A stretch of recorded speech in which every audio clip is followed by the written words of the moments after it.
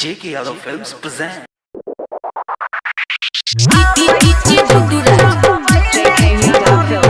Singing by Prince Pirya. सुना है मैया तोरे मंदिरिया आ बैठा छौड़ी चढ़ावैले चुनरिया। सुना है मैया तोरे मंदिरिया आ बैठा छौड़ी चढ़ावैले चुनरिया। भूखल पियासल करै छनमी भूखल पियासल करै छनमी जलवैले आबै छ रोजे दियरिया। सुना है मैया तोरे मंदिरिया आबै छ छौड़ी चढ़ावैले चुनरिया। सुना है मैया तोरे मंदिरिया आबै छ छौड़ी चढ़ावैले चुनरिया।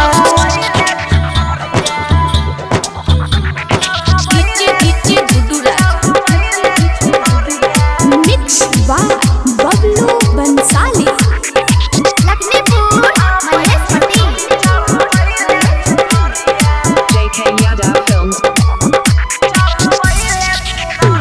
आ मंदिर धोई के सब पूजा करै छ। आ मंदिर धोई के सब पूजा करै छ। नौ दिन कलशा घर में रखै छ। आ सुनर दुल्हा सभे के दिहो हे सुनर दुल्हा सभे के दिहो कहै छ तोरा से तोरे गुजरिया। सुना है मैया तोरे मंदिरिया आबै छ छौड़ी चढ़ावैले चुनरिया। सुना है मैया तोरे मंदिरिया आबै छ छौड़ी चढ़ावैले चुनरिया।